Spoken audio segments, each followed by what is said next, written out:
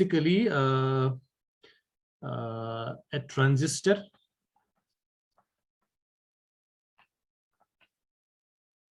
amplifier, लेकिन इसको हम यूज नहीं करते हैं एज एम्पलीफायर, बल्कि इसको हम यूज करते हैं as a buffer stage, a buffer stage.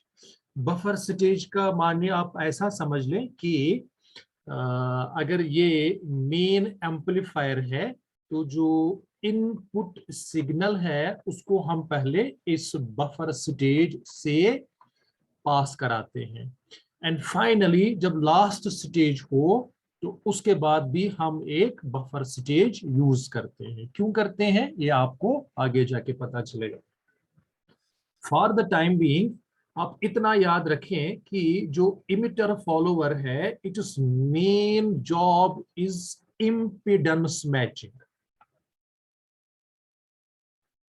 Impedance matching. तो ये मैं आगे जाके आपको एक्सप्लेन करूंगा कि इम्पीडेंस मैचिंग क्या होती है। मिसाल के तौर पे दिस इज द आउटपुट और इसकी जो आउटपुट रेजिस्टेंस है वो बहुत ज्यादा है। मिसाल के तौर पे it is 120 kilo ohm amplifier for example, और इसके साथ अब हमने स्पीकर कनेक्ट करना है। तो जो हमारा लोड है एक स्पीकर, तो फॉर एग्जांपल उसकी जो रेजिस्टेंस होगी वो 50 ओम होगी। तो 120 किलो ओम को अगर हम डायरेक्टली 50 ओम रेजिस्टेंस के साथ कनेक्ट करेंगे तो अच्छे से पावर ट्रांसफर नहीं होगा। इसकी एग्जांपल मैं दूं, क्रूड एग्जांपल, कि एक अडल्ट इंसान है और वो उसके हाथ अच्छे खासे बड़े होते हैं और वो एक छोटे बच्चे जिसके छोटे छोटे हाथ हैं उसको सेब पकड़ा रहा है। तो वो 5-5 6-6 सेब एट वंस उसको पकड़ा रहा है, दे रहा है, लेकिन बच्चा एट वंस उन सब को एक्सेप्ट नहीं कर पाता है। तो that is the some crude example of impedance mismatching, जो कि इसमें होगा अगर हम एम्पलीफायर के आउटपुट को डायरेक्टली एक स्पीकर 50 ओम वाला कनेक्ट करेंगे। तो इसके बीच में हम एक इमिटर फॉलोवर लगाएंगे। We use this emitter follower circuit, क्योंकि इमिटर फॉलोवर सर्किट की जो इनपुट रेजिस्टेंस है वो बहुत ज्यादा होती है, मिसाल के तौर पे 110 किलो ओम के आसपास। तो यहाँ इम्पीडेंस मैचिंग होगी 120 किलो ओम 110 किलो ओम। इसी तरह जो इमिटर फॉलोवर है इसकी आउटपुट रेजिस्टेंस कम होती है, मिसाल के तौर पे ये 60 ओम हो सकती है। सो 60 ओम 50 ओम ये इम्पीडेंस मैचिंग हो जाएगी। तो that is called the buffer stage. So this is the job of emitter follower, कि ये आउटपुट और लोड के दरमियान एक, तो emitter follower is a case of negative current feedback। तो फीडबैक को पहले हम क्लासिफाई करते हैं कि whether it is positive feedback और इट इज नेगेटिव फीडबैक। तो नेगेटिव में क्या होता है कि जो आउटपुट वोल्टेज होती है दैट अपोजेस इनपुट वोल्टेज, वो उसको अपोज करती है। जिस तरह एक घर में दो लोग लड़ाई करेंगे तो आप इस तरह समझें। ओके, अब आप मेरी बात ही सुन लीजिए। तो नेगेटिव का मतलब क्या है कि आउटपुट अपोजेस इनपुट वोल्टेज। अच्छा, और एक और चीज है कि ये फीडबैक जो है ये वोल्टेज है या करंट है, तो ये करंट वोल्टेज है। Mostly it is used as a last stage amplifier. तो उसका मतलब क्या है कि जैसा कि मैं अभी आपको बता रहा था कि it is ideal for impedance matching, जब बहुत सारे एम्पलीफायर स्टेज होते हैं, दिस इज फर्स्ट एम्पलीफायर, ये भी एम्पलीफाई करेगा सिग्नल को, ये दूसरा एम्पलीफायर है, ये और एम्पलीफाई करेगा, ये तीसरा एम्पलीफायर है, एंड सो ऑन। फाइनली जो आउटपुट हमें मिलेगा, सपोजिंग वो साउंड सिग्नल है, जैसा कि हमारी मस्जिदों में होता है या पब्लिक एड्रेस सिस्टम में होता है। Now we have to feed it to a speaker, this is a speaker. तो मसला क्या हो जाता है कि जो स्पीकर है उसकी रेजिस्टेंस बहुत कम होती है, अराउंड 50 ओम, और जो नॉर्मल एम्पलीफायर्स हैं उनकी आउटपुट रेजिस्टेंस होती है बहुत ज्यादा, लाइक 120 किलो ओम। तो अगर हम डायरेक्टली कनेक्ट करेंगे एम्पलीफायर के आउटपुट को स्पीकर के साथ, तो आपको आवाज अच्छी नहीं आएगी। क्यों नहीं आएगी? मैं आपको एक क्रूड एग्जांपल दूं कि एक अडल्ट है जिसके हाथ अच्छे खासे बड़े हैं, और अगर वो दोनों हाथ को मिलाए तो 4 5 6 सेब तो आएंगे उसके हाथ में। नाउ इमेजिन कि ये अडल्ट एक छोटे बच्चे को, 2 साल के बच्चे को, जिसके छोटे छोटे हाथ हैं, जिसके दोनों हाथों को मिलाया जाए बड़ी मुश्किल से एक सेब आएगा, तो उसको ये अडल्ट 5 5 6 6 सेब एट अ टाइम दे रहा है, तो लेकिन बच्चा जो है वो एक एक सेब ही पकड़ सकता है। दैट इज व्हाट हैपेंस अगर हम आउटपुट को डायरेक्टली इस स्पीकर के साथ कनेक्ट करेंगे। तो आपने कभी किया होगा कि सैमसंग के मोबाइल में रेडमी का स्पीकर या किसी और कंपनी का स्पीकर लगा दिया, फिर आप कहते हैं कि इसमें आवाज अच्छी नहीं आ रही, बिकॉज इम्पीडेंस मैचिंग नहीं होती है। तो हम क्या करते हैं कि हम बीच में एक इमिटर फॉलोवर लगा देते हैं। This is our emitter follower. Emitter follower की प्रॉपर्टी ये है कि इसकी जो इनपुट इम्पीडेंस है, यानी जहां पे इनपुट फीड किया जाए, that is very very high, like 110 kilo ohm. 110 kilo ohm का मतलब है 110,000, यानी 1,10,000 ओम। तो ये तो आउटपुट के 120 किलो ओम से अच्छे से मैच कर रहा है। अच्छा, इमिटर फॉलोवर की जो आउटपुट में रेजिस्टेंस है that is very very low, like 55 ओम। वो तो स्पीकर के रेजिस्टेंस से अच्छे मैच करेगी। तो ये बीच में एक पुल का जॉब करती है। तो इमिटर फॉलोवर का मेन काम क्या है? This is called impedance matching. Okay, तो it is also called common collector amplifier. इसको कॉमन कलेक्टर इसलिए कहते हैं बिकॉज जो इनपुट है that is fed to base, and जो आउटपुट है that is taken across emitter. तो बेस इनपुट में चला गया, इमिटर आउटपुट में चला गया, तो कॉन्सिक्वेंटली कलेक्टर कॉमन हो जाता है। So emitter follower is basically a common collector amplifier. तो ये क्वेश्चन भी पोज किया जा सकता है मल्टीपल चॉइस टाइप में कि इमिटर फॉलोवर इज, तो नीचे होगा common base, common emitter, common collector and so on. तो the right answer will be common collector.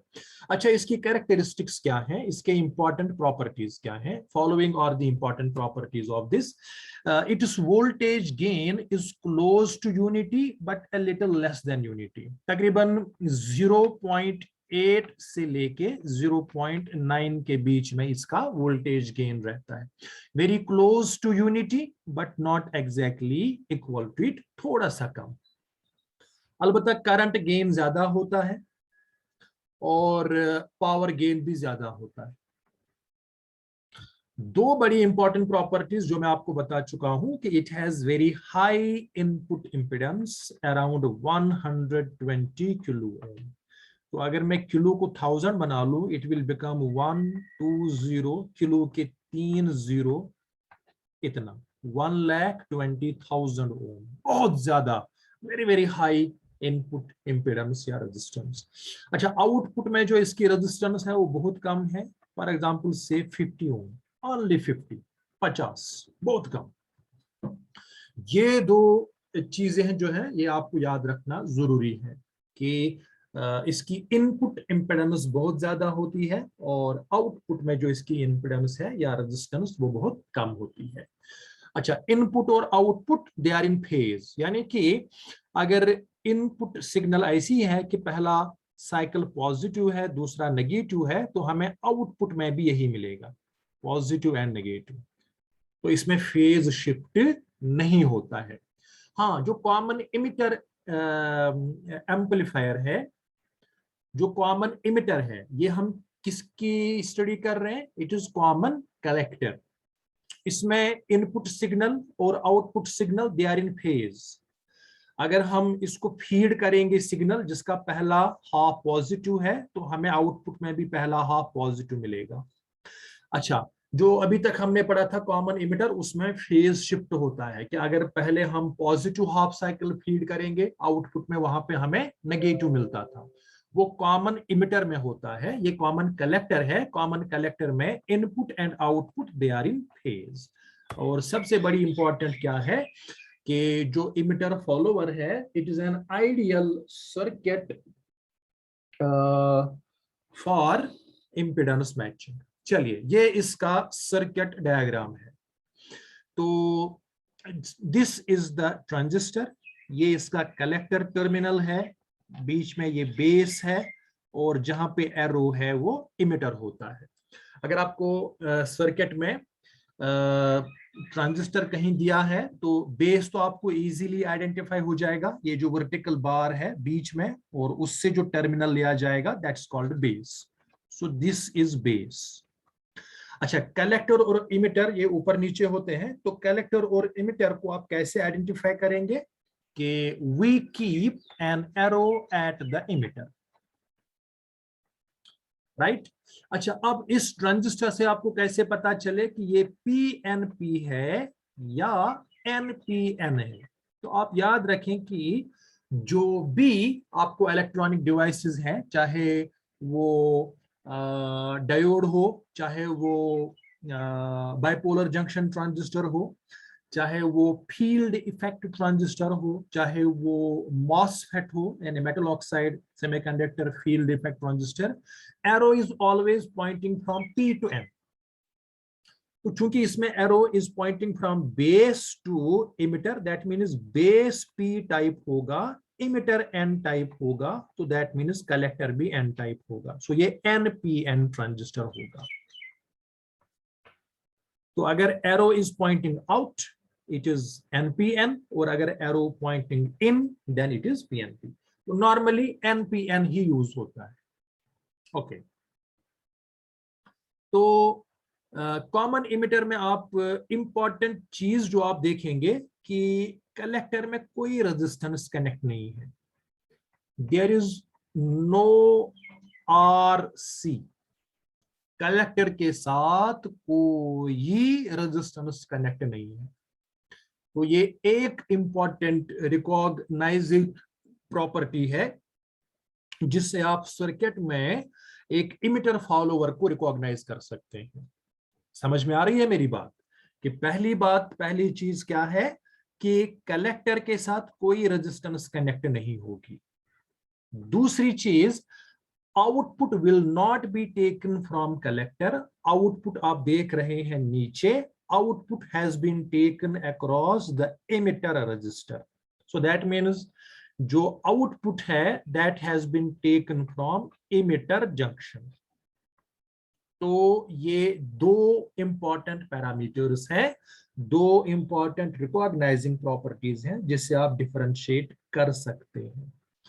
उसके अलावा ये जो रेजिस्टेंस R1 और R2 है, they are biasing resistance, biasing, they are connected with this supply voltage, और input signal यहां हम कनेक्ट करते हैं across base. So this is where the input signal is fed. तो यहाँ पे जो ये कैपेसिटर है, इसका काम क्या है कि इसमें से एसी तो फ्लो होगी, बिकॉज सिग्नल जो है वो एसी होती है, लेकिन जो ये वीसीसी है दिस इज डीसी, और डीसी की वजह से जो करंट है वो बाहर फ्लो ना हो।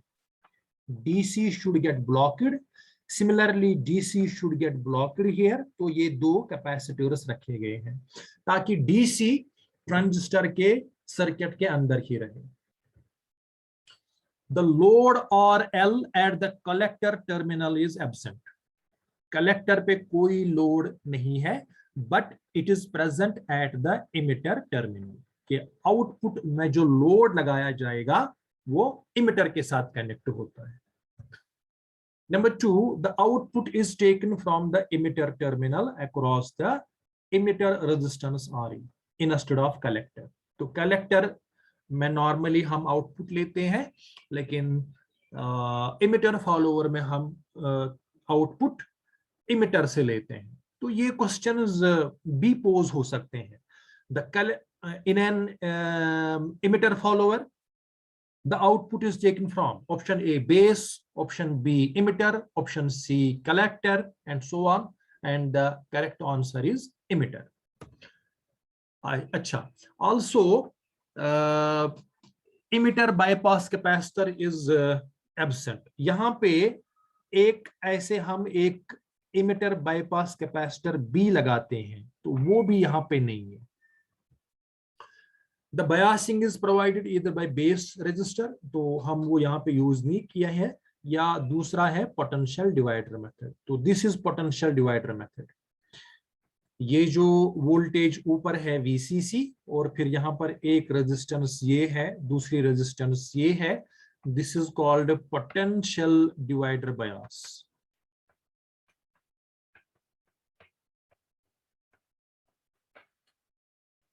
चलिए next. The input and output of an emitter follower are the base and emitter respectively. तो this is base, यहाँ पर हम input इसको feed करते हैं, and this is emitter, और यहाँ emitter से ही हम output लेते हैं. The circuit is therefore a common collector circuit, because जो collector है वो ना input में आया ना output में आया. दो चीजें हैं. The absence of collector register. एक तो इसमें कलेक्टर रजिस्टर नहीं है, यहां पे कोई कलेक्टर रजिस्टर नहीं है. इसी तरह जो इमिटर के साथ बाईपास कैपेसिटर होता था ऐसे नीचे को जाता हुआ, वो भी नहीं है. और दूसरा bypass capacitor. These are the two circuit recognition features of emitter follower. चलिए कंस्ट्रक्शन क्या है. The emitter follower gains its name. इसको हम इमिटर फॉलोअर बोलते ही क्यों है, इसको हम कॉमन कलेक्टर ही क्यों नहीं बोलते. It is because the fact that emitter follows the voltage on the base. कि जैसी वोल्टेज यहाँ इनपुट में है पहले पॉजिटिव हाफ साइकिल है, तो आउटपुट में भी पहले पॉजिटिव हाफ साइकिल है, फिर नेगेटिव हाफ साइकिल है, तो आउटपुट में भी नेगेटिव हाफ साइकिल है. It is actually slightly less than voltage on the base by the amount of base emitter diode voltage drop. Basically base और emitter में थोड़ी सी voltage drop होती है, otherwise अगर वो voltage drop ना होती तो आउटपुट वोल्टेज और इनपुट वोल्टेज एग्जैक्टली बराबर होते. तो अब आपको समझ में आएगा कि आउटपुट वोल्टेज थोड़ी सी कम है as compare to input voltage. क्यों? बिकॉज जो हम इसको सप्लाई करते हैं थोड़ा सा वो बेस इमिटर डायोड जो है वहां उसके रेजिस्टेंस में थोड़ा सा खर्च हो जाता है. तो अगर आप ऐसा माने कि 100 मिली वोल्ट देते हैं तो 5-6 मिली वोल्ट यहाँ खर्च हो जाते हैं, इसीलिए 96% ही आउटपुट में मिलता है. Okay, this also means that input and output are exactly in phase and not shifted by 180. ये 180 डिग्री शिफ्ट किसमें होता है? ये कॉमन इमिटर एम्पलीफायर में शिफ्ट होता है. चलिए, how does it operate? The input signal applied between base and emitter, यानी यहाँ पे हम इनपुट सिग्नल फीड करते हैं जिसका हम नाम रखेंगे Vin, input voltage, that develops an voltage output voltage V0 across RE. तो ये आउटपुट वोल्टेज हमें इस रेजिस्टेंस RE के अक्रॉस मिलती है, which is the emitter section. तो देयरफॉर हम लिखेंगे कि V0 यानी output voltage will be equal to, ohm's law use करेंगे. इस इमिटर में से कोई करंट फ्लो होगी, we will call that emitter current. So voltage is current into resistance. So IE into RE. तो ये वोल्टेज जो है ये हम वापस फिर यहाँ फीडबैक करते हैं कहाँ, इनपुट में। तो दिस इज कॉल्ड फीडबैक। तो हमें फीडबैक में मिलता है, सो वी विल से जो फीडबैक रेजिस्टेंस वोल्टेज है that is exactly equal to output voltage. तो फीडबैक रेशो क्या हुआ, फीडबैक रेशो को हम बीटा से डिनोट करते हैं। तो इसके डिनोमिनेटर में हम लिखते हैं आउटपुट वोल्टेज और न्यूमरेटर में हम लिखते हैं फीडबैक हमने कितना किया है। तो चूंकि feedback voltage is exactly equal to output voltage, जो भी हमें आउटपुट वोल्टेज मिलती है उसको हम वापस इनपुट में फीडबैक करते हैं। So the feedback ratio is equal to 1। ये पॉइंट भी याद रखें कि जो एमिटर फॉलोवर है या कॉमन कलेक्टर एम्पलीफायर है, इसका फीडबैक रेशो इज यूनिटी। जो कुछ हमें वोल्टेज आउटपुट में मिलती है उसको हम पूरा का पूरा इनपुट को वापस सप्लाई करते हैं। तो the input signal will be equal to, source से हमें वोल्टेज क्या मिलती है माइनस आउटपुट से क्या मिलती है, बिकॉज ये नेगेटिव फीडबैक है। तो दिस इज नेगेटिव फीडबैक। चलिए अब इसका हम डीसी एनालिसिस करते हैं। वोल्टेज अक्रॉस R2, उसका हम नाम देंगे VR2। वो किसके बराबर होगा? तो ये हम पोटेंशियल डिवाइडर मेथड में कर चुके हैं कि जो ये टोटल वोल्टेज है उसके दो हिस्से होते हैं। Voltage across resistance number 2 will be equal to जो टोटल वोल्टेज है VCC, उसको हम डिवाइड करेंगे R1 plus R2, that is the total current. इसको हम मल्टीप्लाई करेंगे ये resistance, so it is R2। So this is the voltage across R2, ये आप याद रखना है। Next, emitter current. Well, emitter current is given by voltage by resistance, so that it is the ratio of voltage by resistance, voltage across emitter, that is VE, divided by resistance of emitter, that is RE. तो basically जो emitter के across voltage होगी, ऊपर से voltage कितनी supply है VCC, minus उसमें से यहां पे थोड़ा सा खर्च होगा, because this is base and this is emitter, और बेस और इमिटर के दरमियान कुछ ना कुछ वोल्टेज होती है, दैट इज कॉल्ड VBE। सो ऊपर से कितनी सप्लाई आ रही है VCC, उसमें से खर्च हो रहा है VBE, तो बाकी जो बचा वो इमिटर को सप्लाई होता है, so divided by the emitter resistance. तो this is expression for emitter current. तो इस तरह आपको इमिटर करंट मिलेगा। अब VBE जो है that is always some 0.7 volt for if the transistor is silicon. ये तो आपको खुद ही याद रखना है। VCC का वैल्यू दिया गया होगा कि 10 वोल्ट है, 12 वोल्ट है। इसी तरह इमिटर रेजिस्टेंस उसका भी वैल्यू दिया गया होगा। तो आप आराम से इस इमिटर करंट का वैल्यू निकाल सकते हैं। इसी तरह R1, R2 इनके वैल्यूज दिए गए होंगे, VCC का वैल्यू दिया गया होगा, तो आप ये VR2 आराम से कैलकुलेट कर सकते हैं। चलिए, next is collector emitter voltage. तो अब आपको आउटपुट में देखना है कि the collector emitter voltage will be equal to, यानी अब कलेक्टर और इमिटर के दरमियान जो वोल्टेज है VCE, वो किसके बराबर होगा? ऊपर से सप्लाई कितनी आ रही है VCC, माइनस उसमें से कुछ यहां ड्रॉप होगा। कितना ड्रॉप होगा? IE into RE. The voltage drop is current into resistance. So this is the expression for VCE. तो आपको VCC का वैल्यू पता होगा, RE तो दिया गया होगा, IE आपको यहां से मिलेगा, तो आप आराम से VCE का वैल्यू भी निकाल सकते हैं।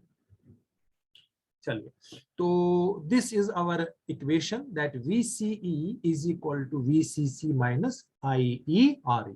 तो इसी इक्वेशन से हमने एक लाइन ड्रॉ करनी है जिसको हम कहते हैं load line. Load line is basically, अच्छा यहाँ पे हमने लिखा है IC यानी करंट फ्लोइंग थ्रू कलेक्टर, तो that will be the same current flowing through emitter, क्योंकि कलेक्टर के साथ कोई रेजिस्टेंस तो है नहीं। तो we have to find 2 points, point A जहां पे ये वर्टिकल लाइन को कट करे, और दूसरा जहां ये हॉरिजॉन्टल लाइन को कट करे। Along horizontal axis, यानी along x axis, we are plotting VCE, voltage between collector and emitter, and along vertical axis, y axis, we are plotting the collector or emitter current. So we have to find a line जो इन दोनों horizontal और vertical axis को cut करे. That is called load line. तो load line के लिए क्या करना है? Number 1 point, when the transistor is saturated.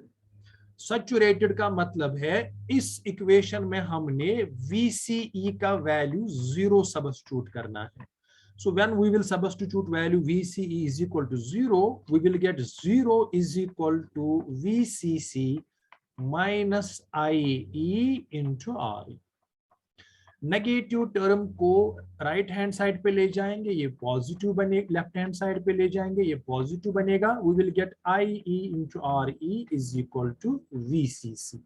तो यहां से हमें IE का वैल्यू मिलेगा VCC by RE, चाहे आप इसको IC बोलें या IE बोले, and this will be the maximum value because this is VCC by RE when VCE is equal to 0। अच्छा, VCE को हम प्लॉट करते हैं along this horizontal axis. This will be the point when VCE is equal to 0। IE का value क्या मिलेगा? That will give us point A। तो point A gives us the IC या IE saturation value, that is the maximum value। तो point A locate हो गया। दूसरा point हमें कैसे लोकेट करना है? when the transistor is cut off, यानी जब कोई करंट ही फ्लो नहीं हो रही, यानी IE का वैल्यू 0 है। तो जब हम इसमें IE का वैल्यू 0 रखेंगे, हमें VCE मिलेगा VCC और the IE is equal to 0। So this is the point when VCE is equal to VCC। तो this gives us another point B। तो A और B को हम कनेक्ट करेंगे तो हमें लोड लाइन मिलती है। एक तो हम वोल्टेज गेन के लिए एक्सप्रेशन देखेंगे कि व्हाट इज वोल्टेज गेन, और इसके अलावा एक और जो आता है इनपुट इम्पीडेंस, यानी जो एक इमिटर फॉलोवर है, इनपुट में इसकी कितनी रेजिस्टेंस होती है। We shall see what is the output impedance, यानी जो इमिटर फॉलोवर है इसके आउटपुट में इसकी कितनी रेजिस्टेंस होती है। And we shall see few of its applications कि इसको हम सर्किट्स में कहां यूज करते हैं। So let us see। तो this is the real circuit, और ये जो यहाँ पे हमने बनाया इसको हम कहते हैं AC इक्विवेलेंट सर्किट, कि जब हम इसको AC सप्लाई करेंगे तो how will the circuit look like. तो जो AC रेजिस्टेंस है उसको हम स्मॉल r से डिनोट करेंगे। ये भी एक प्रोटोकॉल है कि जो डीसी में पैरामीटर्स हैं, चाहे वो करंट हो, चाहे वो वोल्टेज हो, चाहे वो रेजिस्टेंस हो, उसको हम कैपिटल लेटर्स से डिनोट करते हैं। और जो एसी के पैरामीटर्स हैं उनको हम स्मॉल लेटर्स से डिनोट करते हैं। So small R E, this is the resistance felt by the AC signal, जो हम यहां सप्लाई करते हैं।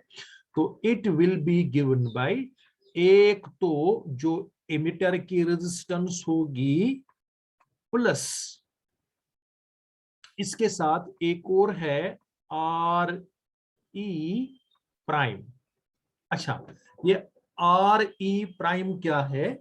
This are E prime is 25 millivolt divided by the emitter current.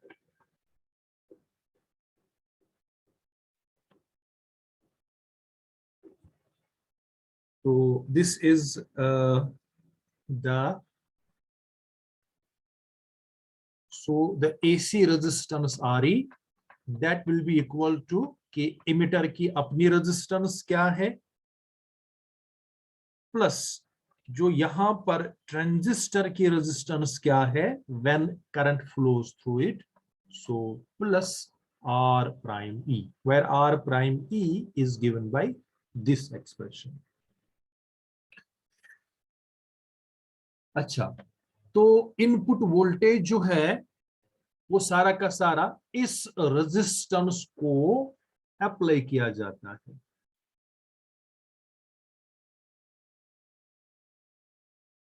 So that means the output voltage, जिसको हम V out से denote करेंगे, this output voltage, यानी यहां पे जो आउटपुट वोल्टेज हमें मिलती है वो हमें मिलेगी कि आउटपुट में करंट कितनी है, that will be I E into इसकी रेजिस्टेंस कितनी है, दैट विल बी आर। अच्छा, इसी तरह जो इनपुट वोल्टेज है, यानी इनपुट में the input voltage will be equal to I E into, एक तो इमिटर की भी रेजिस्टेंस है plus R E prime resistance भी है। So this is output voltage, this is input voltage. तो अगर हम इनका रेशो निकालेंगे we will get the voltage gain. So output voltage is given by this expression, input voltage is given by this expression.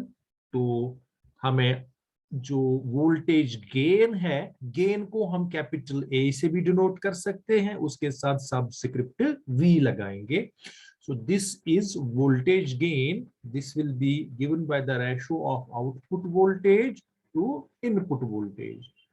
So we will get IE into RE divided by IE into RE plus R prime small e. अच्छा, emitter current and emitter current will go, तो हमें voltage gain के लिए expression मिलती है capital R E divided by capital R E plus R prime small e.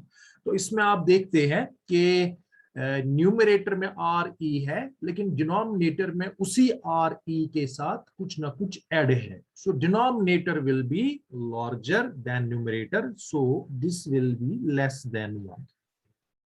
तो पहली बात तो हमें ये पता चल गई। लेकिन इन मोस्ट प्रैक्टिकल एप्लीकेशंस जो ये आर प्राइम स्मॉल ई है, it is very very small as compare to capital R E. तो दैट मीन्स इसको हम नेग्लेक्ट भी कर सकते हैं। तो जब हम इसको नेग्लेक्ट करेंगे तो that means जो voltage gain है AV, that will be approximately equal to numerator में भी RE divide denominator में भी RE, so it will be approximately equal to 1. अच्छा, practical value जो है, in practice the value ranges from 0.8 to 0.999. so जैसा कि मैंने पहले भी बताया है कि the voltage gain is very close to unity but a little less than unity. चलिए नेक्स्ट हम बात करेंगे इनपुट इम्पीडेंस। इम्पीडेंस को हम Z से डिनोट करेंगे। तो the input impedance Z in, this is given by, एक तो दो रेजिस्टर्स हैं R1 R2, they are in parallel, और उनके साथ द रेजिस्टेंस जो इनके साथ पैरेलल है that is Z in base, यानी जो ट्रांजिस्टर का बेस है उसकी इंपीडेंस कितनी है। और इसमें जो ये बेस की resistance, this is given by beta times R prime E plus R prime E। एक तो डीसी करंट की वजह से है और दूसरी एसी करंट की वजह से है। और इसमें जो ये R प्राइम E है, दिस R प्राइम E, ये ऑलरेडी मैं आपको बता चुका हूं, this is 25 millivolt by the current flowing in emitter. And इसके साथ जो ये दूसरी टर्म है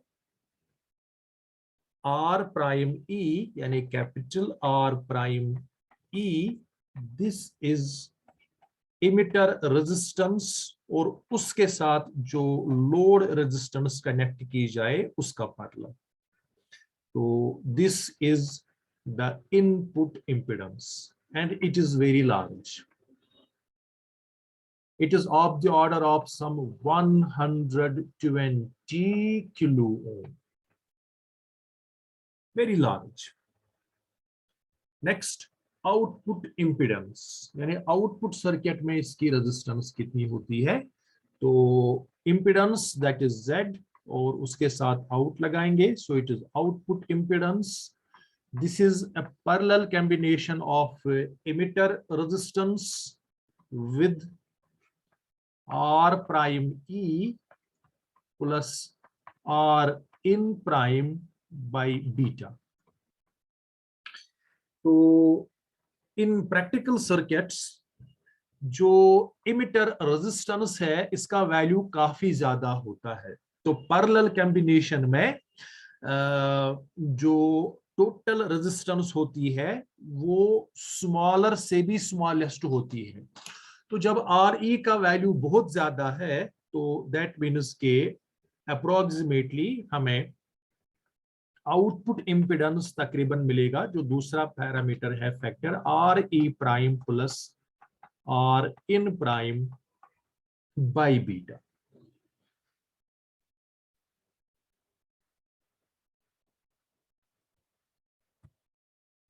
चलिए, we shall see what are the characteristics of emitter follower. इसका current gain that is high, voltage gain nil है, यानी इसमें वोल्टेज गेन नील नहीं होती है, that is approximately equal to 1 but a little less than 1। जैसा कि मैं बता चुका हूं 0.8 से लेके 0.999 तक। Power gain that is medium. Input और आउटपुट फेज रिलेशनशिप, तो इसमें अगर इनपुट सिग्नल ऐसी है कि उसका पॉजिटिव साइकिल पहले है, नेगेटिव बाद में है, तो हमें आउटपुट में भी ऐसा ही वेव फॉर्म मिलता है कि आउटपुट में भी हमें पहले पॉजिटिव साइकिल ही मिलेगा, बाद में नेगेटिव साइकिल मिलेगा। तो इनके दरमियान जो फेज रिलेशनशिप है दैट इज 0 डिग्री, यानी इनमें कोई फेज डिफरेंस नहीं है। Input impedance is very high, of the order of 120 kilo ohm. Output impedance is very low, like 20 kilo ohm, just 20 ohm. Next we shall see कि इसके applications क्या है। तो सबसे अच्छी application जो इसकी है that is the impedance matching.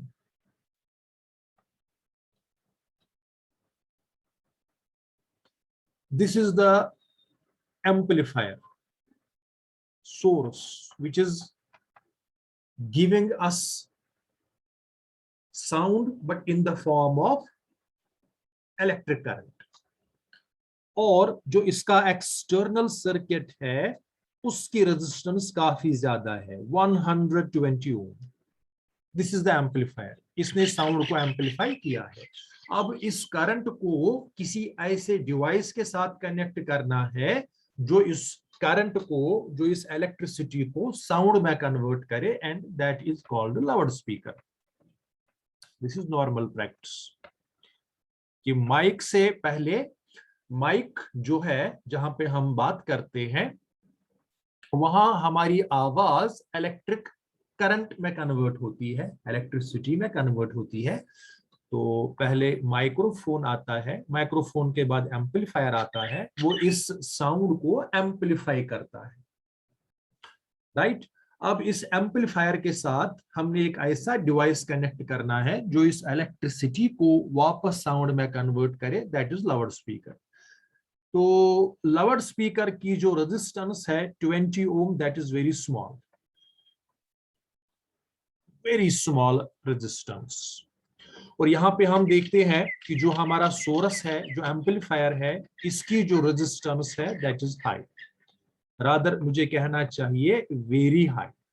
तो अगर हम डायरेक्टली सोर्स को लोड के साथ कनेक्ट करेंगे तो आवाज अच्छी नहीं आएगी। जैसा कि मैं पहले भी इसकी एग्जांपल दे चुका हूं कि क्रूडली आप इसको ऐसा समझें कि एक अडल्ट है जिसके हाथ अच्छे खासे बड़े हैं और उसके दोनों हाथों को मिला के देखें तो 4-4, 5-5 सेब वो इकट्ठे किसी को पकड़ा सकता है।